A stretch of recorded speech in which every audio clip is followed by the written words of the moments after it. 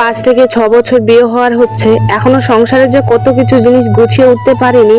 আসলে একটা সংসার করতে গেলে তো অনেক জিনিসপত্র লাগে, তাই মাঝে মধ্যে আমার অনেক কিছু জিনিসের প্রয়োজন পড়ে আর সেগুলোর জন্য অনেক অসুবিধা হয়। আসলে মাঝে মধ্যে বলা ভুল হবে, সংসারে তো প্রতিদিন রোজই একই কাজকর্ম থাকে, তাই একই জিনিস বারবারই প্রয়োজন পড়ে। তবে আমার ঘর মোছা বা কাপড় কাচার জন্য অনেক বড় বড় জিনিসপত্রের প্রয়োজন হয়, জানো তো, যেগুলো আমার নেই। সে কারণে অনেক কিছু জিনিস ধোয়ার জন্য বাবা বাড়িতে যেতে হয়। ভাগ্যিস বাবা বাড়িটা কাছে বলে সেখানে গিয়ে ধুয়ে আসতে পারি। মানুষের জিনিস দিয়ে কি আর বারবার তারা দিতে চায়? 6 বছরে যদি জিনিস করতে পারিনি, কিন্তু এই 6 বছরে আমি অনেক কিছু করতে পেরেছি। আসলে এই জমি কিনে ঘর করাটা খুব কম কথা নয়, সেই কারণে হয়তো সেই জিনিসগুলো করতে পারিনি।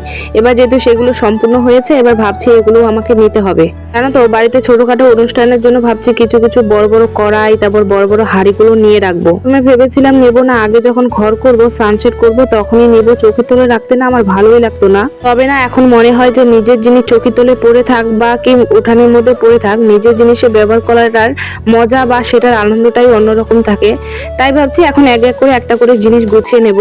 এইসব তোমাদের সাথে শেয়ার করতে করতে আমি তো ইন্ট্রোটাই দিতে ভুলে গেছি। হ্যালো এভরিওয়ান, আমি রিনা। নতুন একটা ব্লগ, নতুন একটা দিন। আজকে আমার ঘুম থেকে উঠতে অনেকটাই দেরি হয়ে গেছে। সকালে 10 মিনিট দেরি মানে অনেকটাই দেরি আমি মনে করি। তার মধ্যে সমস্ত কিছু কমপ্লিট করতে হবে। এদিকে উঠেছি আমি প্রায় 6টা 13-তে, তাহলে কতটা তাড়াহুড়ো বলো তো। আর মধ্যখানে থেকে কালকে আমি কিছুই রেডি করে রাখিনি, না রেখেছি বাসন মেজে, না রেখেছি সবজি কেটে, না রেখেছি আটা মেখে। তার সাথে কালকে ভেবে রেখেছি আজকে সকালে যা কিছু করি না কেন ব্লগ করবই। এই ভোরবেলার দিকে উঠে মোবাইলটা একটু চার্জে দিয়েছিলাম। আসলে ঘুমানোর সময় চার্জে দিতে চাই, কিন্তু না, মোবাইলটা কাছে না থাকলে ঘুমিয়ে আসে না, সেই কারণের জন্য আর কি ভোরবেলা উঠে চার্জে দিয়েছিলাম।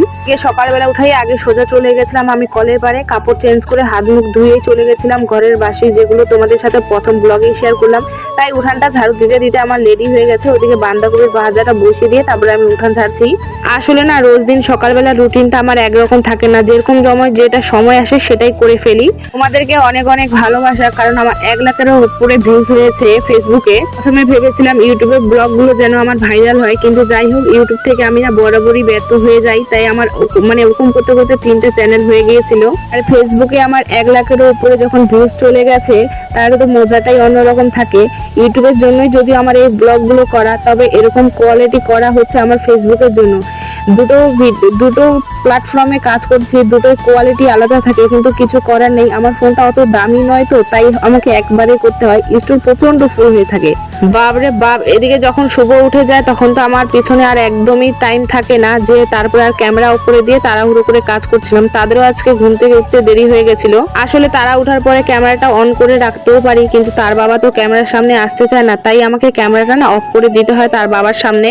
আর বাকি কাজগুলো করেই শুভকে স্কুল থেকে এনে তারপরে কাপড়গুলো সাথে সাথে ধোয়া শুরু করে ফেলেছি, কারণ না আমার কাছে নিরমা ছিল না। স্নান করার পরে দোকান থেকে নিরমা এনে কাপড়গুলো ভিজিয়ে দিয়েছিলাম। রোজ দিনই একটা জিনিস যেটা ফিল করি, সেটার জন্য আমার মাঝে মধ্যে রাস্তার মধ্যে তো বের হতে ইচ্ছা করে না। সবসময়ের জন্য দরজাটা বেঁধে রাখি। আমাদের রাস্তার পাশে কিছুটা দূরে গিয়ে না, ওখানে সবাই নোংরা ফেলে। তাই বলে এই না যে পিরিয়ডের প্যাডগুলো সেখানেই ফেলতে হবে, কে জানি না কিভাবে ফেলে যায়।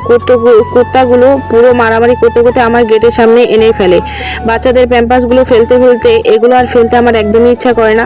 রোজ দিন বাচ্চাদের প্যাম্পাসটা এখন বর্ষার দিন আসে, এগুলো তো ফেলতেই হবে। তার সাথে যদি এগুলাও দরজার মধ্যে ভাসে, কিরকম লাগে বলো তো। ইচ্ছে করে যে এরকম করে তার মুখের মধ্যে গিয়ে গুজে রাখি। তারা এভাবে ফলে তাদের বাড়ির সামনে গিয়ে যদি এরকম করে কেউ ফেলে আসে, তাদের যে কেমন লাগবে আমি জানি না। তো চলো আজ এখানে বিদায় নিই, নেক্সট ব্লগে আবার আসবো, দেখাবে। আজকের মতো